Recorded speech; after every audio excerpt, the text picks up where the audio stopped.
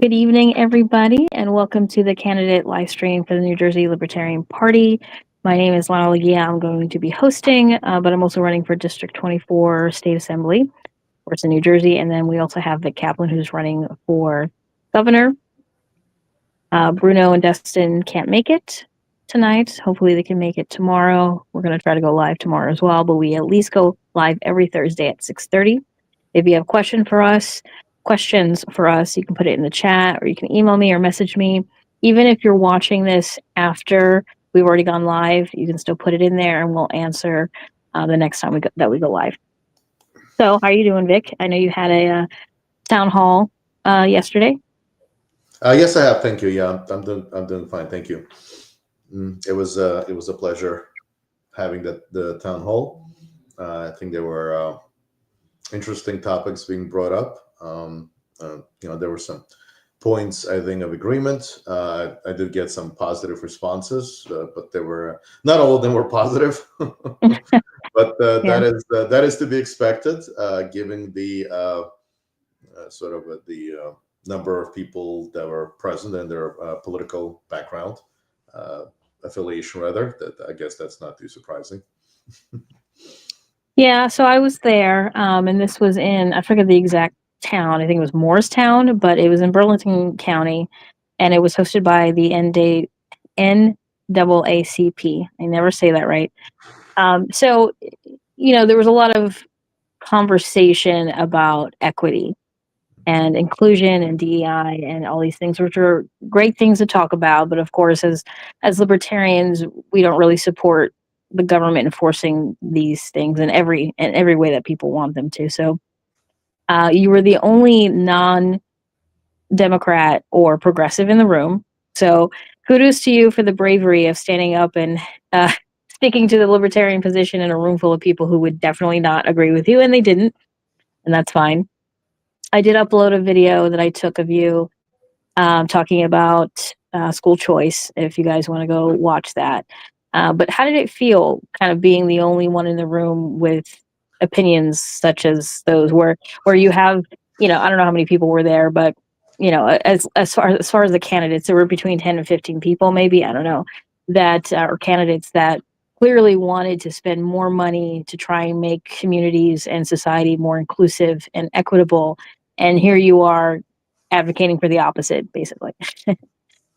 Well, it felt, I guess it felt, I mean, I wasn't surprised.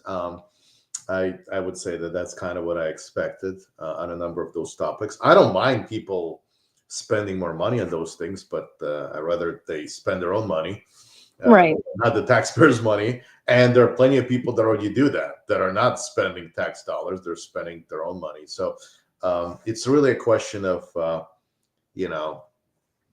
who can. It's not just a philosophical question, but also who can better provide the results. And of course, what we've seen is that with all that money is being spent, all the taxpayers' money being spent, I mean, what are the results, right? I mean, we have quite a lot of schools that are public schools that are can't exactly be described as successful. That's when it comes to education.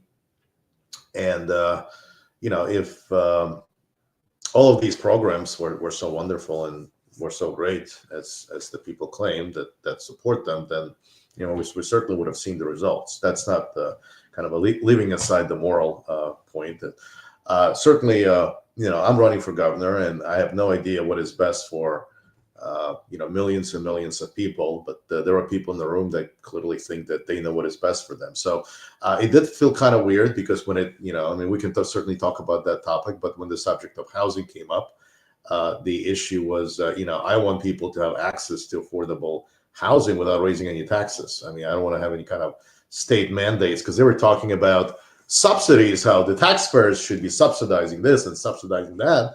There are all these programs that they claim are so wonderful, that are in line with the Mount Laurel decision.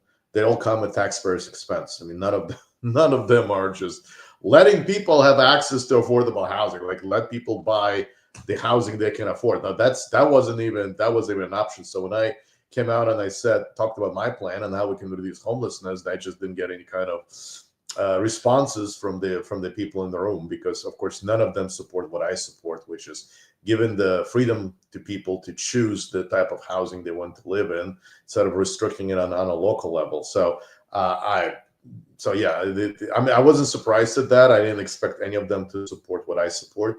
But to me, this really is a no-brainer, and this is something that, to me, would cut across ideological lines. I mean, if I talk to a regular person and that person can't regard. I mean, let's say that person is a Democrat, and that then I hear, well, let's just change the zoning laws to allow you to live in a house you can afford. I'm sure they'll support it.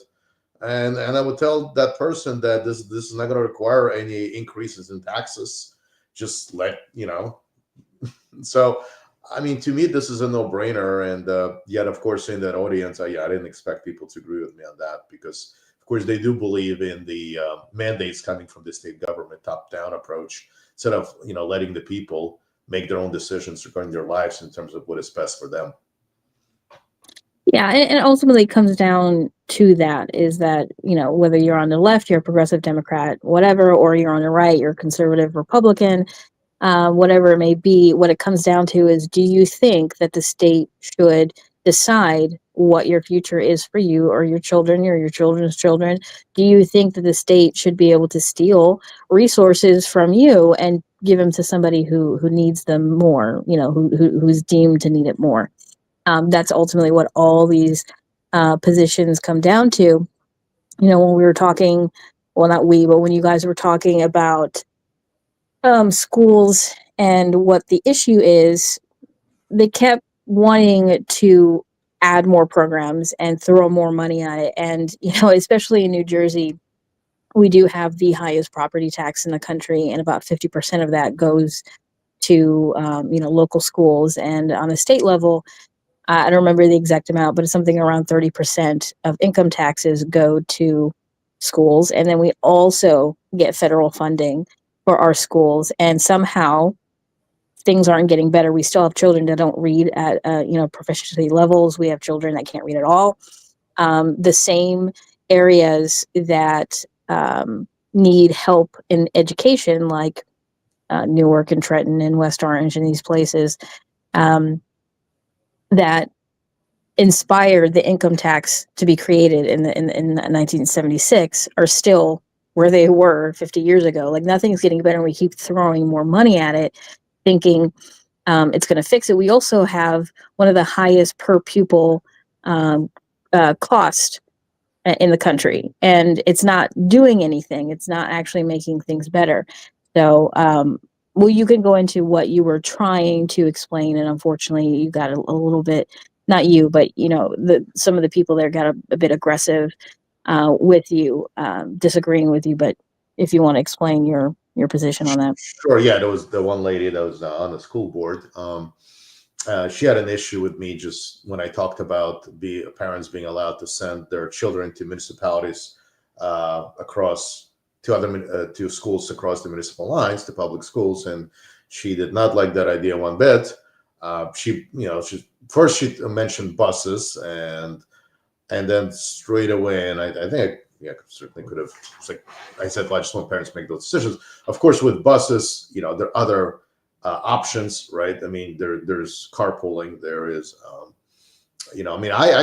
remember when I went to school, I had my dad agreed that my neighbor would pick me up. I mean, the driving to school, it picked me up from school.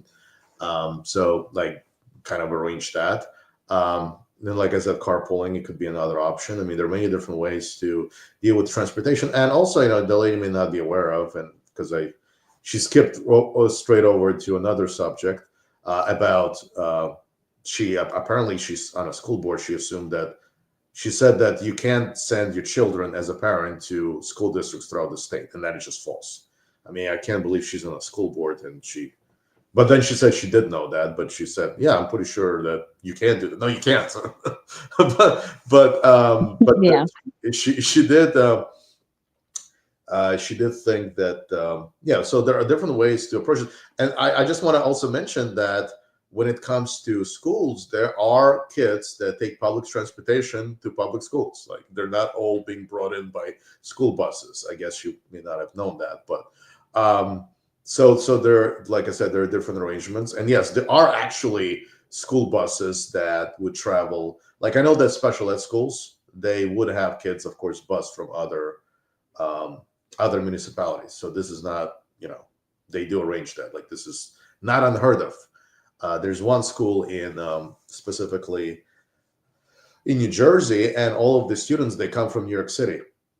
So it's like, it's not, again, it's a special ed school. Like, it's not unheard of. Like, it's like, yeah, because she said, well, but the school buses, like, that's going to cost money. Like, that people already do that, and there are other ways of getting to a school, like public transportation, and, like I said, carpooling. Like, there's so many different ways of doing that. But she seemed to have kind of like, well, how this is going to happen, as though this has never been done before and it's not being done today.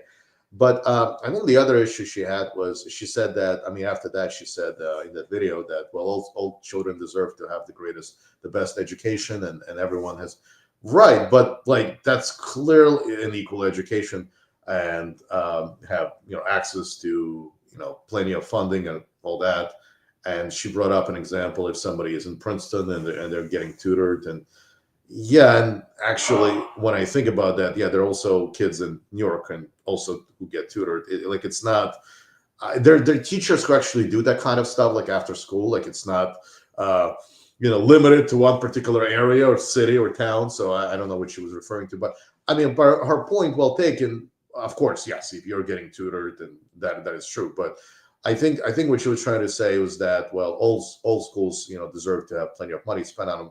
But we already have that, right? We already have, like, places in New Jersey, school districts, they get plenty of funds, right, coming from the state government. As you mentioned, Lana, the state government is spending money per pupil, and we have a disproportionate amount of money being spent on specific certain school districts coming from the state aid, and right, and being paid for by property taxes. So if all that money, if all that spending, produced the greatest results ever, well, clearly we're not seeing that, right? As you mentioned, there's some students that have difficulty with language proficiency. So if all of this is so wonderful and so great, how come you have all these results, right, that are below par?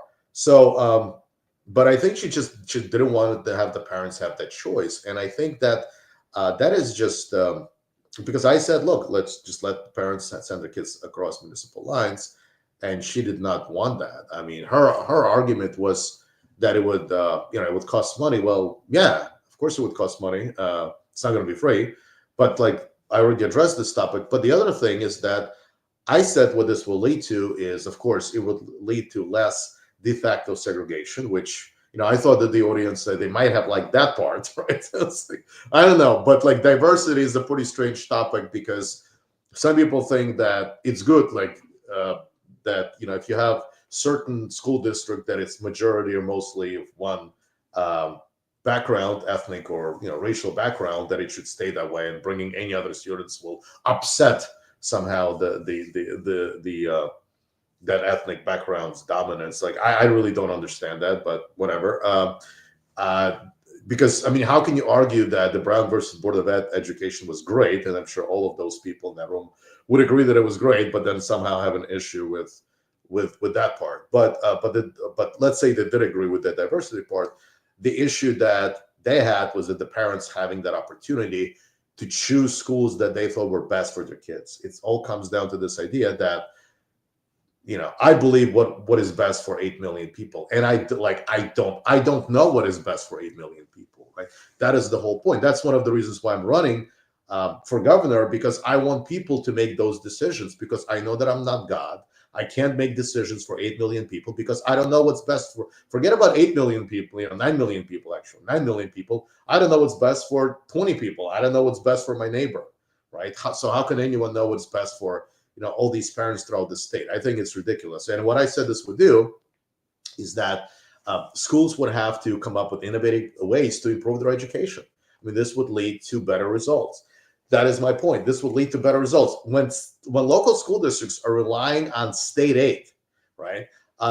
They would, when it comes to education, they would want to get that money, the state aid and the federal aid, So whatever it takes, right, to boost up the scores and everything they would need to do so they would get that money. So the interest is no longer, right, the focus is no longer on education. The focus is now more on getting that federal aid and state aid, right, getting those access to those tax dollars coming from the federal government and the state government. So what I'm simply proposing is this, right? Let the school districts compete, right, for the best school district.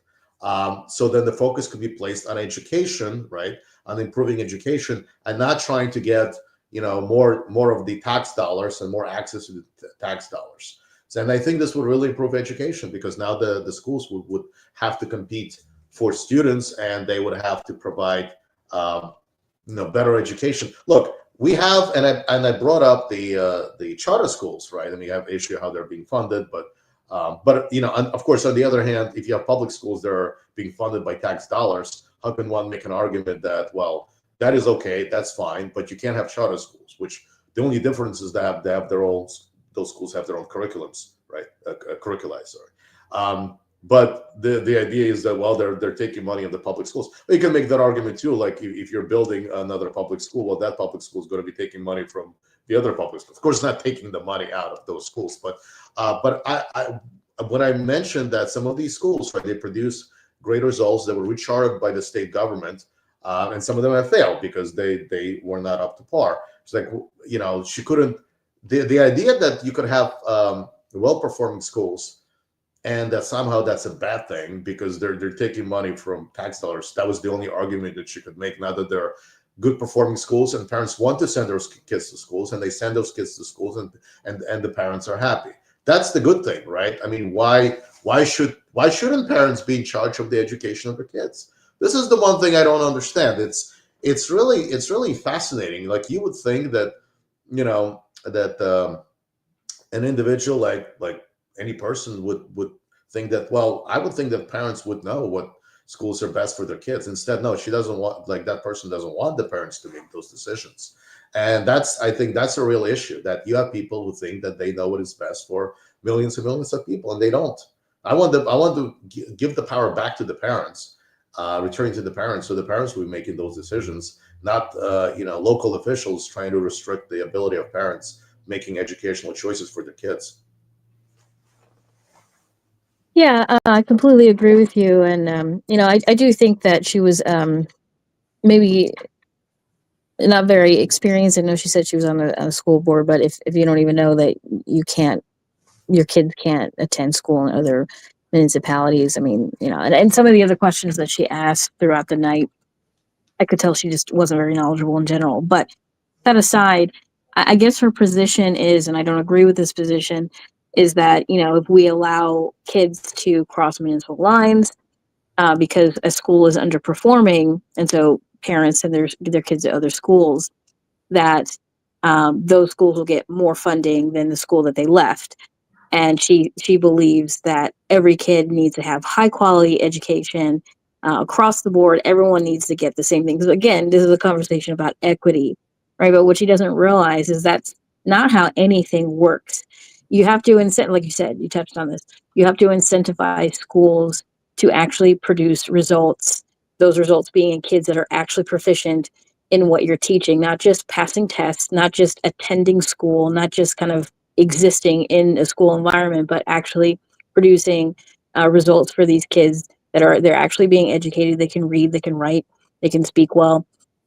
And so when the way you incentivize schools to do that is by, hey, my kid is underperforming at this school because of XYZ. I'm going to send him to another school. And that, if enough people do that, that will send an alarm to that school that, like, okay, we need to fix this, like you said, and come up with creative and innovative ideas. But from her perspective, her solution is everyone gets the same amount of money across the board. Everyone has the same curriculum, and that will result in equitable outcomes. And we've tried that already. We're doing it now, and it's not working. And on top of that, and we haven't mentioned this yet, and you weren't able to last night because you kept getting interrupted. What about homeschoolers, right? People who homeschool don't get financial aid from anywhere. yet they're still paying for other people's children's education. So if you truly wanted things to be equitable while still maintaining choice, wouldn't her position be that whatever's best for your child, you should get funding from the government equally, including homeschooling, including people going to charter schools, including people going to private schools? Of course, I don't support that either, but I'm just trying to understand her logic behind her perspective, and it isn't logical. And that's why the state really just shouldn't be involved in schooling at all, and you should be in charge of your own child's education, you know? Right. No, I agree with that. And I think that the in the recent decades, more and more parents have made that choice. I honestly think that, to me, I don't think that, teachers, well, I'm sure, I mean, they're great teachers, of course, but the idea of replacing a parent is completely, I think, ludicrous. I think the parents should be able to send the kids to schools that reflect their values. Absolutely. And 100% agree with you, Lou, that I know what's best for me and you know what's best for you. Absolutely. 100%. I don't know what is best for another person's child. How could I? We do have, and that's the thing. We have, we certainly have parochial schools, right, in the state of New Jersey, and parents send their kids to those schools so that those schools can reflect their values. And I think that's the way it should be. There should be many different schools but there should be different options for people that would reflect parents' values. Life is about choices, and this is some people just they may believe in choice when it comes to going to the store and having not being restricted from buying different types of produce, but when it comes to education, it seems like there are people who don't want people to have choices, and I don't understand that. Why can't and then they kind of make mockery of the people who believe in that, sort of like, well, you can't treat education like this, and like, yes, you can. It's like, of course, it's like, this is not, no, that's the way it should be. I look, even with charter schools, the reality is that the schools that are underperforming, I mean, they get shut down they don't get rechartered by the state government, and they have to perform, like they have to show success. And if they don't, they get shut down. To me, that this is not, there's nothing evil about it. The school gets closed. It's not, it's not the, the way some people might see it. It's like, I don't know, it's the end of the world. No, it's not the end of the world. Then the kids get sent to another school and they go to another school and that's it. Like, it's not, I don't understand this animosity towards the idea of a school that's really, really failing. That school would be shut down.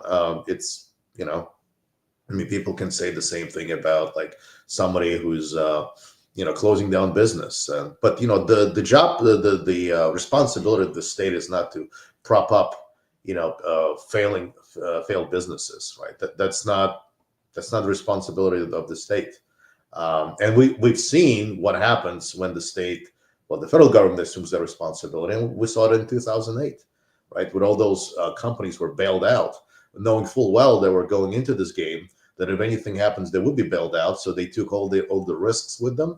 And then what happened? Well, lots of people lost their money. Lots of people suffered. We ended up having a great recession. The rest is history. A lot of people got hurt. I mean, this is what happens when, the state plays the role of a kind of a, sort of a referee. And if you go to a casino and no matter how many times you play, you end up a winner. Well, that's what happened in 2008, and a lot of people got hurt. So, and then the last thing they talked about, and just so people can understand kind of the format of this forum, it wasn't, the candidates are up on stage with a microphone and people ask questions, which is what a normal forum is, which, by the way, if anyone watching has a question, just put it in the chat and we'll answer it. This was more like a round table, which was I feel was an inappropriate format, given that what the goal was to hear from different candidates and different perspectives and different solutions, and it didn't really allow for that. But they started talking about affordable housing, and how the government, of course, should spend money building affordable housing. And, of course, your perspective and my perspective, we talk about this all the time because I'm actually a victim of this, is that less regulation on what you can build and who can live where, and zoning regulations. In fact, that I forget her name, that one of the candidates, the incumbent candidates from District 7, I believe she was from, actually mentioned that when it comes to affordable housing, a lot that gets in the way of it is mixed zoning regulation, right? So, they can be approved for affordable housing, but if they can't find an appropriate property with the right zoning, they can't build it. And it's like, okay, you're almost there. You almost understand that what the problem is, and it's zoning regulations, right? But that's not their solution. Is the government needs to spend money building these affordable housing units and then give them away for free or cheap or whatever, and that will fix everything. Yeah, no, you're absolutely right, Lana. And all of this involves tax dollars. You're talking about subsidies. I mean, come on, like it's like why can't we have affordable housing that doesn't include like raising taxes? Come on, and the high effects of property taxes. Yeah, absolutely, Lou. And the crazy part is that they were complaining about it. Well, why don't we have private property taxes? Hello, I mean, it really like boggles your mind. I honestly think that this is it's like they're pointing out all these problems without, of course, mentioning that who is responsible for this, right? It's like, come on. It's like the state legislature and the governor, like all these, but it's like they're I don't know if they actually realize this or understand it. I doubt it. But why do we have the highest property taxes in the country, right? Like, come on. And they seem to say, well, we just have to spend more money on education. The state government has to spend more money on education, and then of course they wonder why the property taxes are high. I mean, this is really. I mean, I don't even know what to say. But they I honestly think this is, and I've seen it when it comes to the federal government and the state government, Lana, is that I do think that these people do know what they're doing. Like, I have no doubt that. But the reality, of course, is that they also end up profiting from the system, right? They end up gaining, from the system. So that's why they do not want to change it. Because, of course, if they try to, change the system, that where we could have lower property taxes, then they certainly, wouldn't be getting donations from certain groups that they're relying on, right? So it's kind of like one of those examples where one hand washes the other. Of course, this is called campaign contributions, and other people call it something else. Starts with letter B, right? So, but the reality is that they do definitely profit from the system, and they definitely benefit from the system. Yes, and had the forum roundtable, whatever it was, continued on for another 15-20 minutes, I was very, very close to standing up and asking, okay, so we want to spend more money on education, and we want to build affordable housing, and we want to create, I say we, meaning the people in the room, not necessarily me, you and I, and we want to create all these programs, after school programs, and business. They were talking about business school, business classes for students, so they learn how to open business, all these innovative, ideas. And I was so tempted to ask, who's paying for all of this? Where's this money coming from?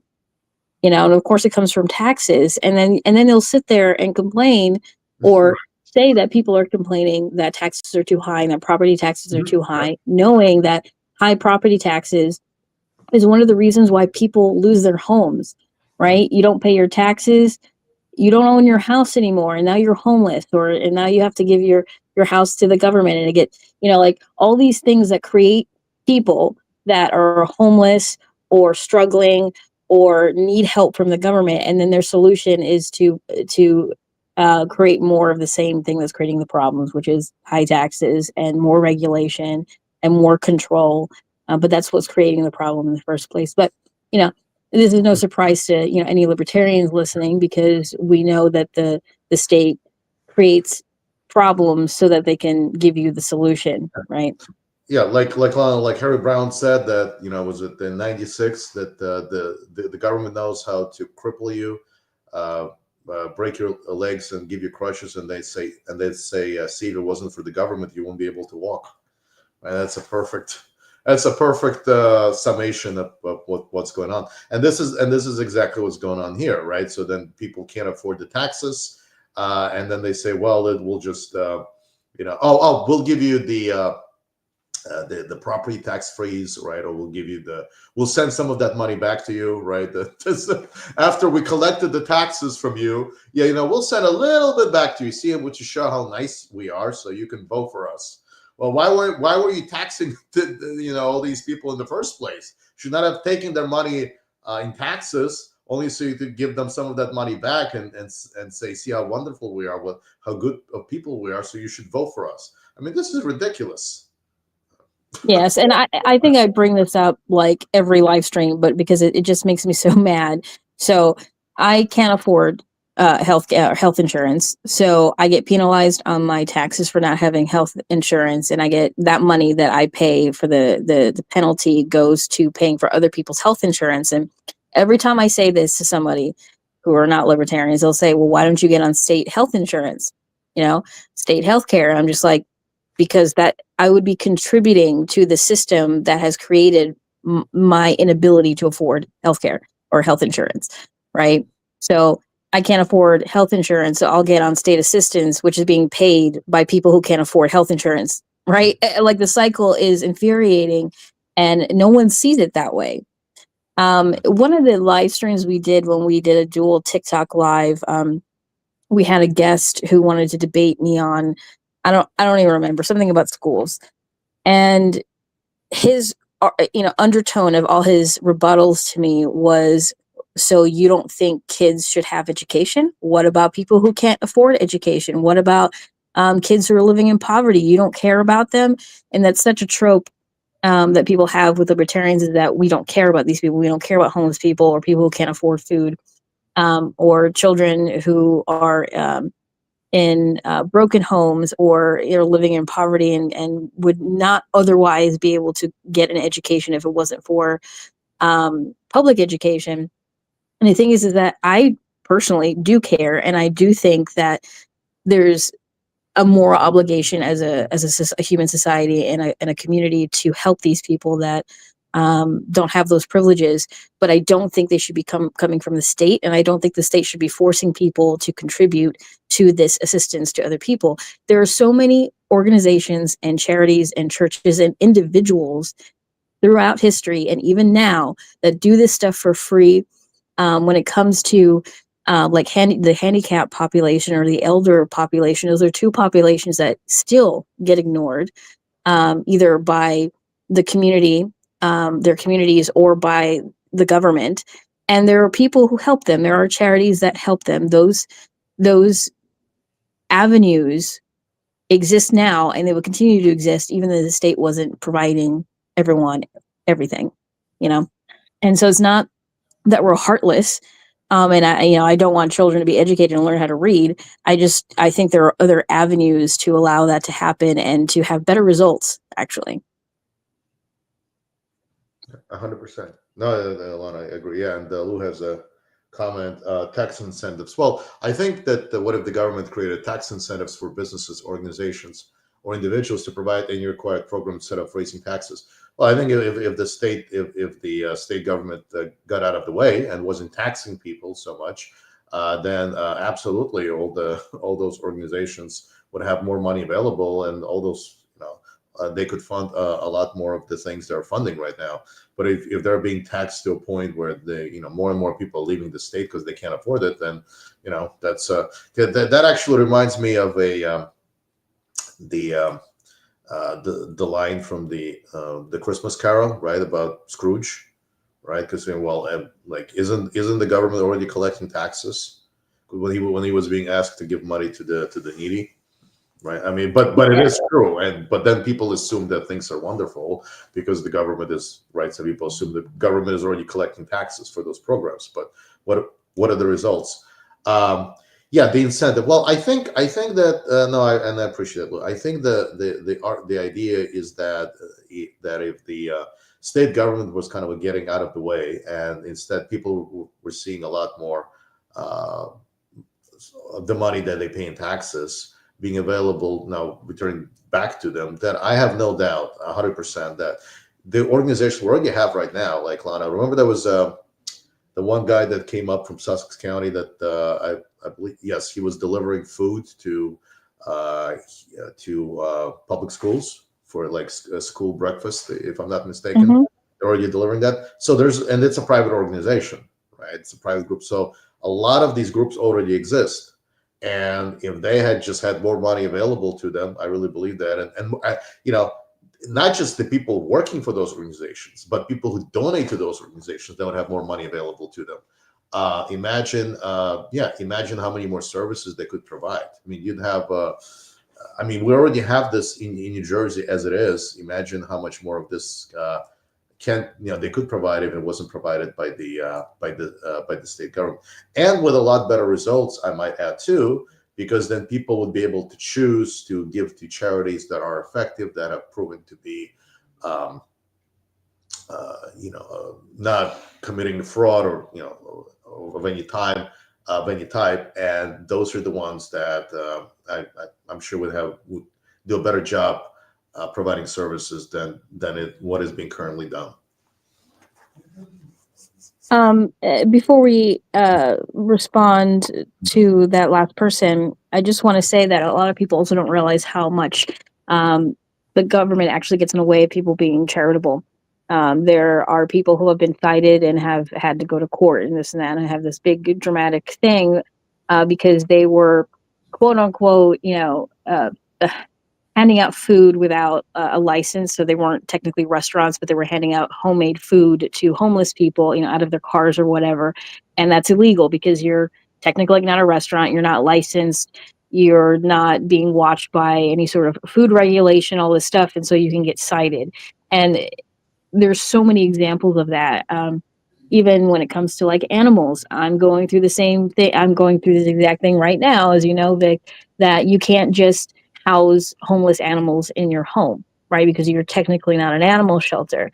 And so government not only wants to be the one to be your savior, they also prevent just normal individuals from helping each other. They actually get in the way of that.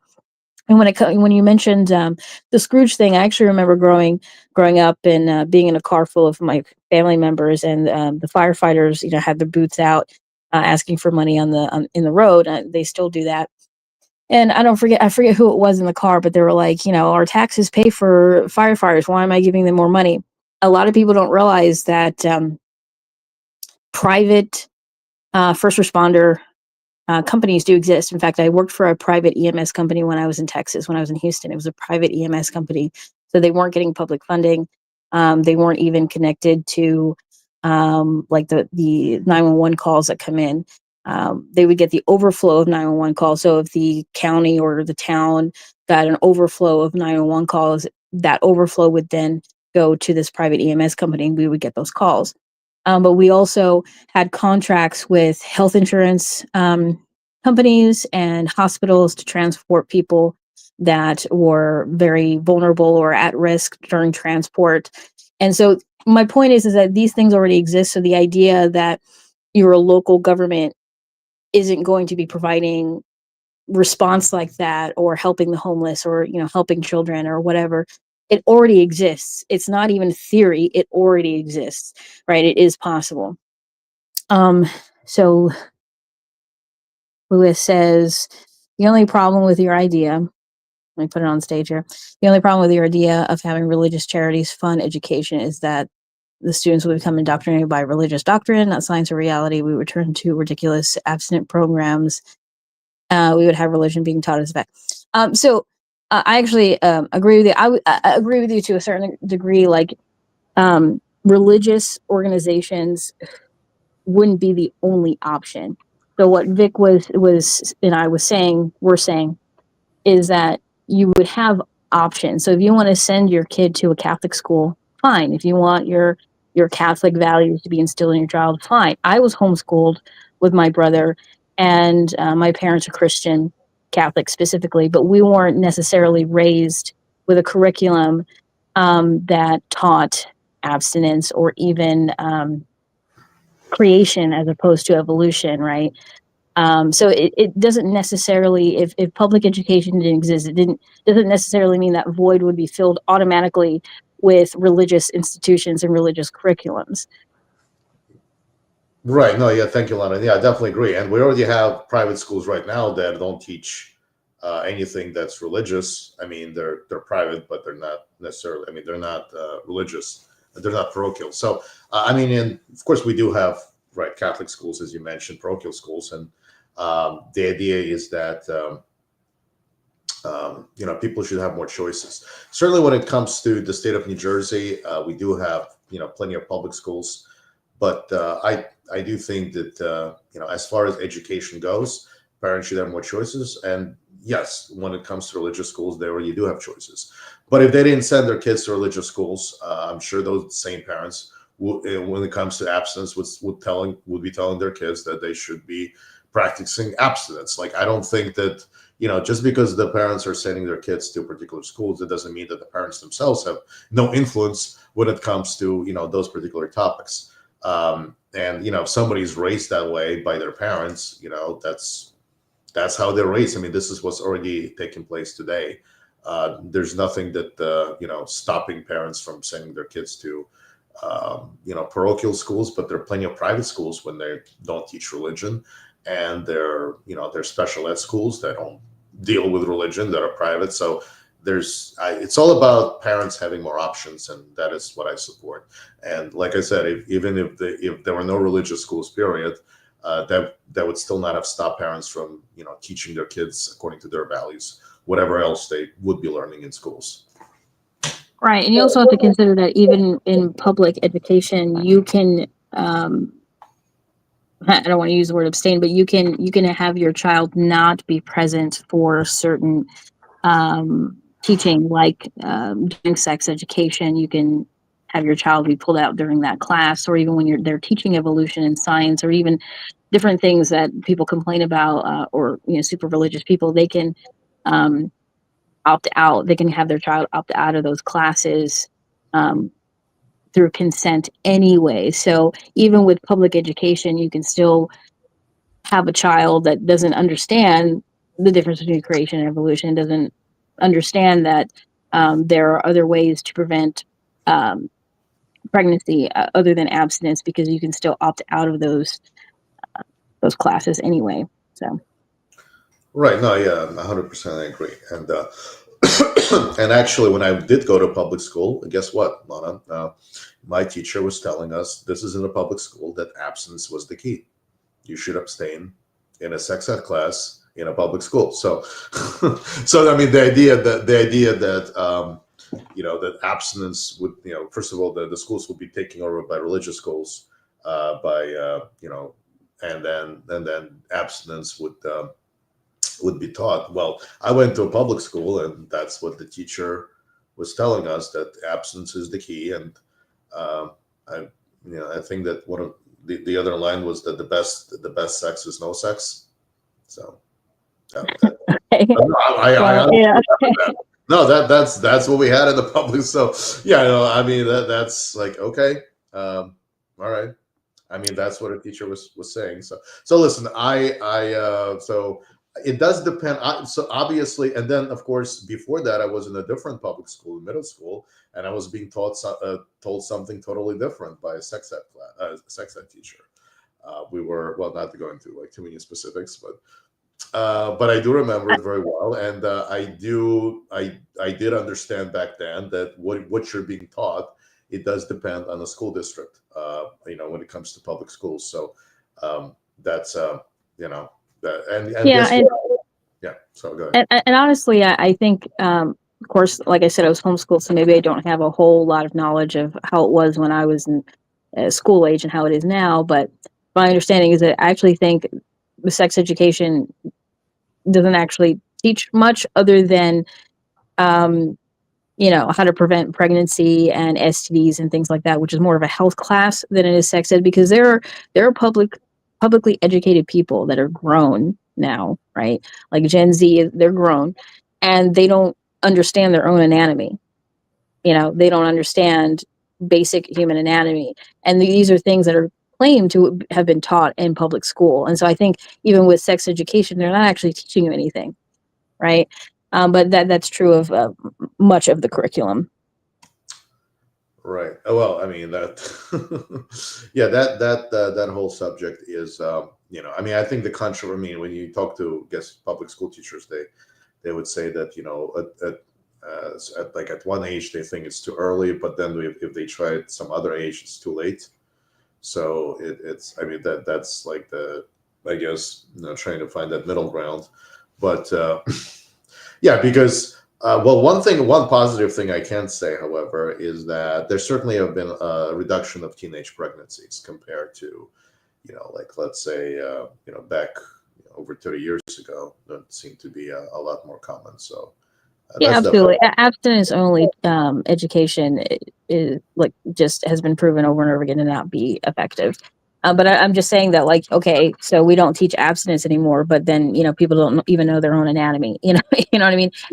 sure. So Yeah, I don't think that that's stopping people from doing, obviously, that's, I think it can certainly, for some people, can have the opposite effect, right? The forbidden fruit is sweet, so that the more the more maybe they hear the message, don't do it, that some of them might have kind of it may have a reverse effect where they might want to do it because they're being told not to do it. So it's, I can also definitely see that with some people, for sure, because it's yeah, like, but there's just a problem with the curriculum in general. Like we were talking about earlier, we threw all this money at education, and there are children who can't read at appropriate levels. The other day, and this is not just an isolated incident with me, with one person who probably didn't know how to make change, but this is a problem with the younger generations in general, to the point where I've seen signs in front of grocery stores and stuff like that say, please either give exact change or don't give extra change once they've inputted it into the cash register. And I was at the store.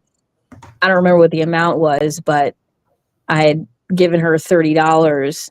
And then and she inputted it into the machine to give me change. And then I had handed her the change so that I could get a whole bill back instead of a bunch of change. And she just looked at it extremely confused. And she was like, well, I can't do it now because I've already inputted into the machine.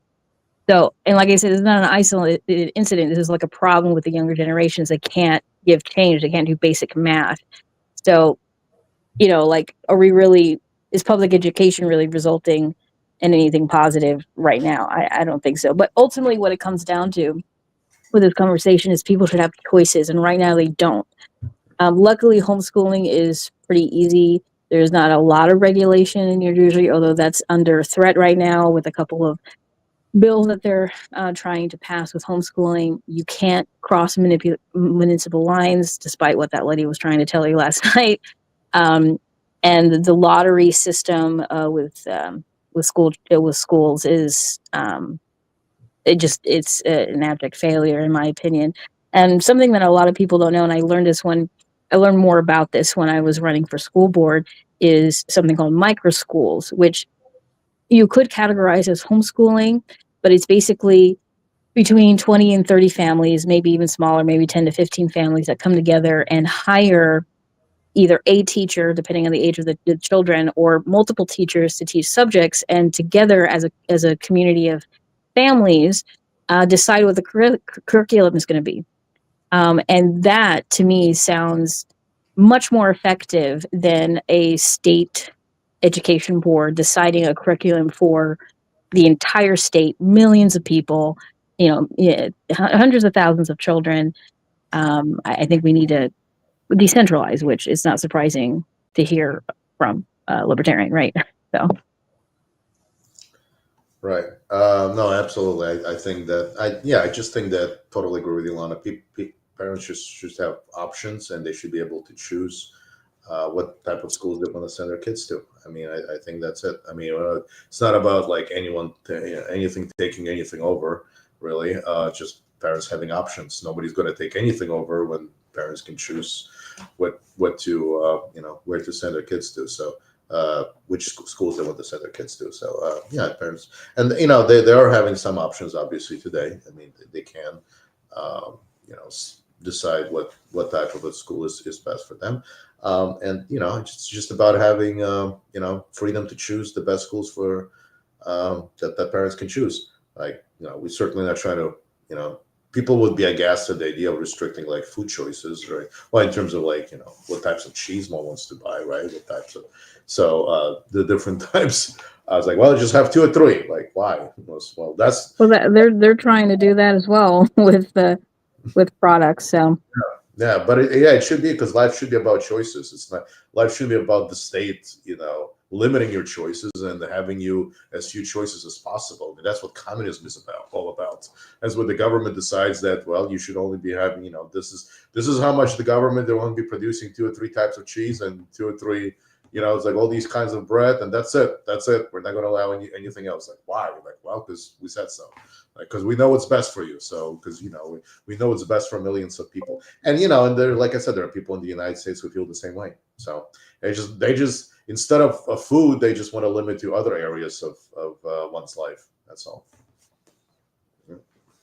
yes, Lou, choices are always better. All right, so moving on to something else that might be of interest to people, something more of a, not in New Jersey, it's happening in Texas. And I don't think, because I'm on my phone today, because for some reason my internet doesn't work on my computer, I don't think I can actually put it up on screen, but hopefully you guys can still hear me when I exit out of here. Can you hear me? Yes, yes. Mm-hmm. Okay, perfect. So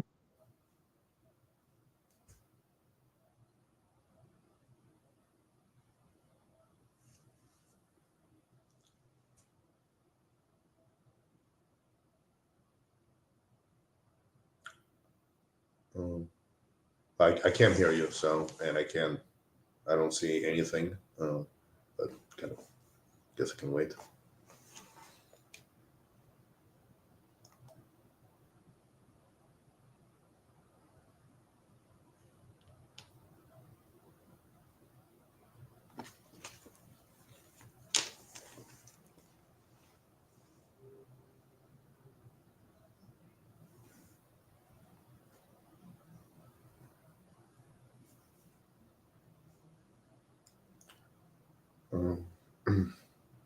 Oh, okay.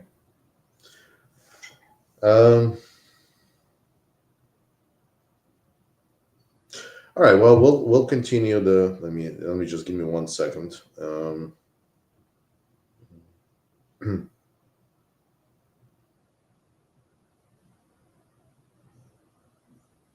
okay. I disappeared for a second. Oh, that's fine. No, I know. Did you hear? No, I'm sorry. Oh, you didn't hear anything? Okay. No. It was just I know you disappeared, and yeah, that was it.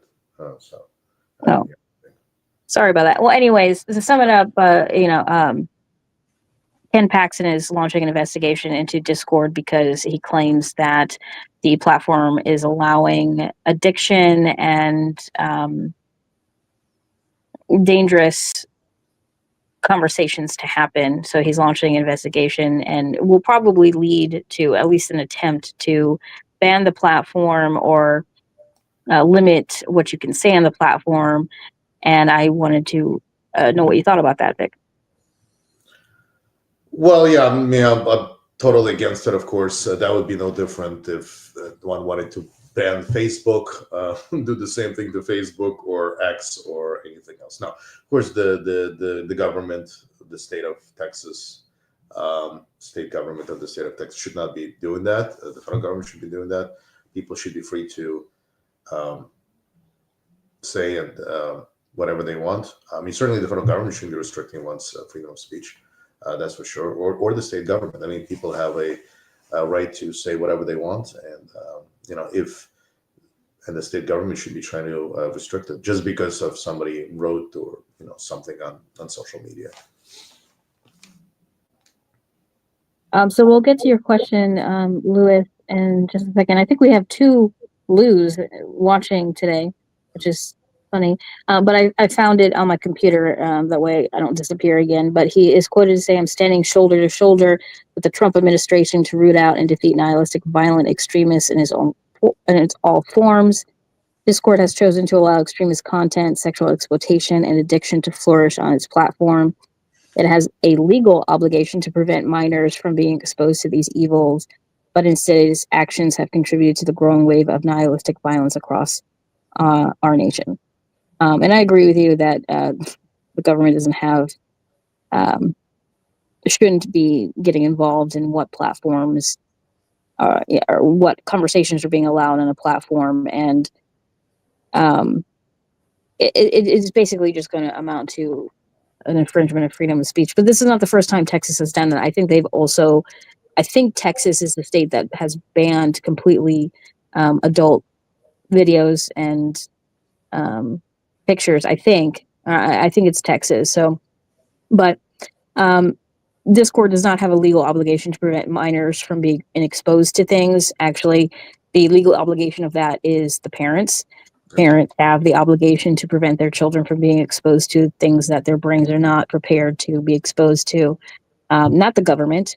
And, especially since we've been talking about education and choice for families, once you allow your government into your home and making decisions for your children, and that includes curriculum and also includes what they have access to on the internet, you might as well just hand your children over to the state completely, No, I agree. Yeah, no, this is it's very dangerous for the government to decide, well, because children could have access to something, then it should be banned. Like, no, you can't. Yeah, because that would be like the state government coming in saying, well, we're just going to ban a bunch of websites only because children can have access to them. Well, parents have the ability to restrict the children's access to those websites. It's up to the parents to make those decisions. The idea that these websites should be blocked. What in the because can you imagine one of those websites like think of any type of websites that are adult related that the state government is going to say, well, we're just going to ban it in our state. They don't have that power, and it restricts the free speech rights of the American people.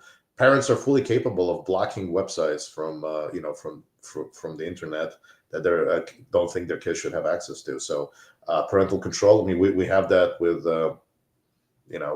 certainly with the internet. So and the state government should be involved restricting something just because children might have access to it. That's what the parents are for. Yeah, and the argument is that children will figure out how to do it, and a lot of parents are unaware of what you can access on the internet. I remember when the internet kind of first became a household thing. My family had one computer and it was in the living room, and my parents are boomers, and I don't think they understood what you can access on the internet even then, and probably didn't put enough protections that they probably could have if they had known. So that does happen. There are parents that either don't care or don't understand, and there are kids that are smart and will figure out how to go behind blockers and find out passwords and this and that. But ultimately, it is the parent's responsibility. If your kid is so defiant that they're just going to do it anyway, then take the computer out of the house. Don't give them an iPhone. Like you find a way to not let them have access to these things. That's your job. Right. But let's because we're running out of time here, but it's okay if we go a little over. Let's answer this question here. What would you do to divest or defund New Jersey from Israel and the military-industrial surveillance state that is infringing on our First Amendment rights? That's an excellent question. Yeah, thank you for that. So when it comes to the state government of New Jersey, first of all, I don't support funding anything that's unconstitutional coming from the federal government. That means that I would not, certainly when it mentioned the state of Israel. So yes, so when it comes to the Israeli government, first of all, leaving the kind of Israeli government out of it for a second, but there is, I know, proposal in the state legislature, and it could become law because we could become one of the close to 40 states that have this on the books, where you have this organization's definition of anti-Semitism. I think it starts with the Holocaust. I'm trying to remember the other part. But if that definition of anti-Semitism becomes law, then this would actually criminalize a specific type of criticism of the Israeli government. So I want to make sure that I support this legislation not becoming law and joining close to 40 states where it is law. The other part is that I definitely want to make sure that anyone who signs a contract with the state government would not be signing a sort of a promise not to boycott Israeli goods. I think that limits that's a violation of the First Amendment of free speech of anyone who's working for the state government. People should be free to boycott any goods they want, and they should have the freedom to disagree with any government they want. And on top of that, I do believe when it comes to the Israeli government, people should be free to protest the Israeli government anywhere they want in the state of New Jersey. They should be free to criticize the state government, the local government, the federal government, and any other government outside of the state of New Jersey. So that is, I support that 100%. The fund from New Jersey, from Israel, I don't think that any of our tax dollars should be used. My opinion is to fund foreign governments. Now, when it comes to the federal tax dollars, I don't, I'm not sure what I can do about that. But so there's more here. Okay, but when it comes to but I just want to make it clear that when it comes to the state government, that the state government, the policies on a state level and any kind of free speech restrictions would not be used in the state of New Jersey. But Lana, if you'd like to add, if the state government is doing any kind of investments in the Israeli government into Israel, I think those investments should disappear for sure. Yes. Yes, and don't worry, we'll get to everyone's comment or question, even if we're here for 2 hours. That's fine. Something else that people are concerned about when it comes to state surveillance is Palantir, for one, and how ICE is using these data mining companies to surveil us and to, quote unquote, catch illegal immigrants. Vic and I actually attended a protest against Palantir and also ICE. It was kind of a dual protest. I believe that was was that 4 days ago already? No, that was last Tuesday. Yeah, that was like 10 days ago. Yeah, the days are kind of blending in for me. And one thing that we can do to stop, either on a state level or a federal level, sending tax dollars over to other governments, particularly Israel, that is, doing what they're doing to the Palestinians, is stop voting people in that are paid by them. Right. Last year, I ran against Kane in District 7, and he's on their payroll, and he will do anything that they ask him to. Jack is also on their payroll. I believe Cheryl is also. Like, you have to stop voting people in that are on the payroll of foreign governments.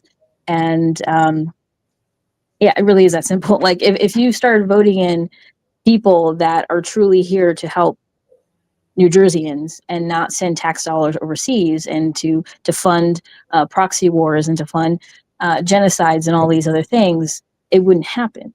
Right, but we keep voting in incredibly corrupt politicians who are on the payroll of these people. So right, absolutely, and I think it's very dangerous, Lana. I totally agree. On a state level, to have any type of legislation to become law that then restricts the ability of people to disagree with the policies of a foreign policies of a foreign government, and where that becomes that becomes criminalized. Free speech should not be criminalized. One should be able to criticize another government. And I totally agree. Yeah, obviously, like I said before, our tax dollars should not be spent. I mean, on a federal level, I think we should have a non-interventionist foreign policy, and no tax dollars should be used to send weapons to other countries, period. And we should just withdraw troops from over 160 countries, 70 countries immediately, as far as I'm concerned. Eliminate all taxpayer-funded weapon sales to other governments, period, 100% right away. But I'm not running for a federal office, but that is 100% what I do support, and absolutely, and I support peace in Gaza, which is why I was endorsed by CARE last year, because I support immediate stop to all weapon sales by the U.S. government and a ceasefire as well. So. Let's see. What's so the next one was about when we were talking about Discord. That sounds to me like the only reason Discord is part of this discussion is because of Charlie Kirk's assassination, the fact that he had used it to drop references to his plan prior to and during the assassination. Yes. So one, politicians use tragedies like this, especially high profile, media attention incidents like this, to sneak in regulation and to take power. He probably doesn't actually care what people talk about on Discord. He's not concerned about the children, right? He just wants to be able to ban things, and he wants to convince people that this is for their safety and for the safety of the children. Whenever somebody brings up the children, or the safety of women, or any vulnerable population as a way to grab power, they don't actually care about those populations, right? The same thing with I forget what the actual name is, but I was just talking about this with Dustin, who's running in District 8. Those surveillance cameras that they're starting to put up on every street corner, that is basically just surveilling everyone at all times, 24/7. And the way that they're convincing people is that this is for your safety. This is how we're going to catch criminals. If someone commits a crime, someone attacks someone, we can catch them faster with this surveillance program, with this camera. But what it's actually doing is creating a giant network of state surveillance. But that's how they do everything. They did it after 9/11. They don't actually care about you or about vulnerable populations or about your safety. They just want power. And that's how they're going to get it. Yeah, and as far as LeBron, as far as sending flyers so you can post them up, absolutely. Thank you so much for volunteering to do that. If you message either Vic or I can send you stuff in the mail, or if you tell me what city you're in, we might be in that area next week, and we can meet up and I can give you some stuff to hand out. So that would be really helpful. Yeah, okay. Absolutely. So we went over a little bit of an hour, unless you have anything to add to anything we've talked about, Vic. No, I think this is covered all the areas. Yeah, I did mention the First Amendment. Yeah, I think that's highly important. I think the First Amendment, the right to free speech, is extremely important, because we do see what is happening. Right, the free speech is being under attack, both on the federal level and on the state level as well. So on a state level, I'm going to fight tooth and nail to defend the rights of anyone who wants to exercise their free speech right, and make sure that right to free speech is not restricted in any way, because there's definitely a desire for number of people to prevent other people from speaking. And you can see the attacks being taking place, whether it's it's not done through the power of legislation. Sometimes you have social media being kind of taken over by certain individuals who then they impose their ways on that particular social media. And you have certain people on the governmental level announcing it loud and clear. That's exactly what they want to do. That they're not going to just stop with one social media. They're going to extend their control to others, and they have absolutely no qualms about doing that, because they know that they're going to continue receiving the tax dollars and our tax dollars, and that's going to continue. And for as long as that's going to continue, they're going to try to restrict the ability of the people of, well, not just the United States and other people, to express themselves. So this is something that is dangerous on a state level.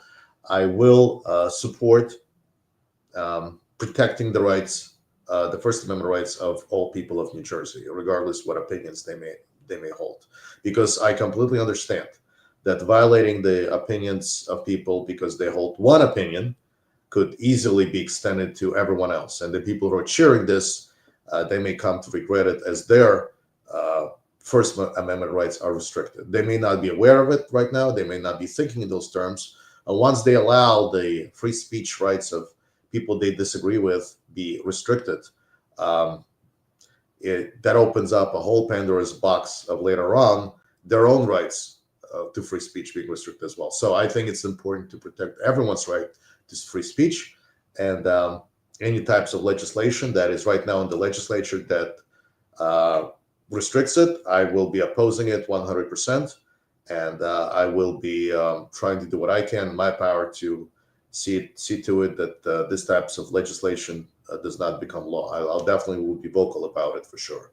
So that's what I wanted to end with, and certainly, I do say every podcast. If you'd like to check my website, it's vic4liberty.com, and that's vic4liberty.com.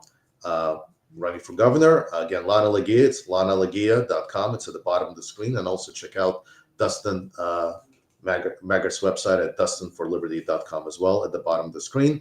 If you're looking to volunteer or you'd like to donate, please visit our websites and so we can continue taking our message to the people of New Jersey.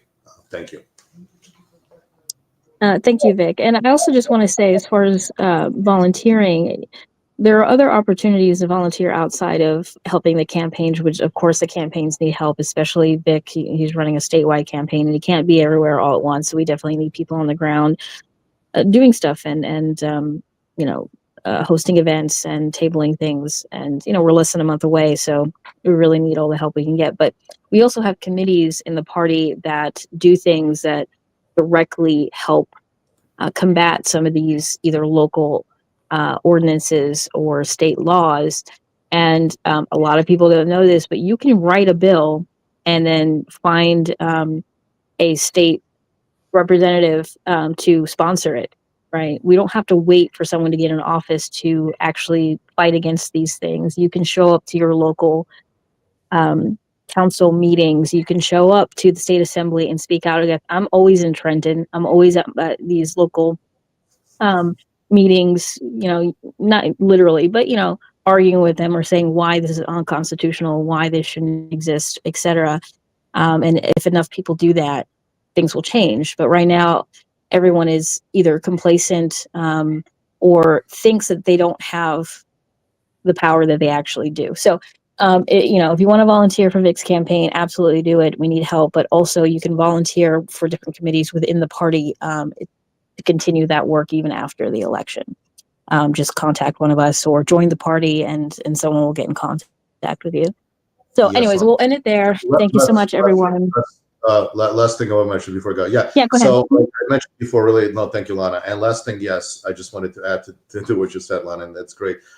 Yes, if you'd like to work on, for example, local governments that have zoning laws, I mean, those zoning laws, it's possible to change them on a local level. So if that's something that you're interested in, like what Lana said, not just on a state level, but also on a local level, that's also something that you can definitely work on if you'd like to have,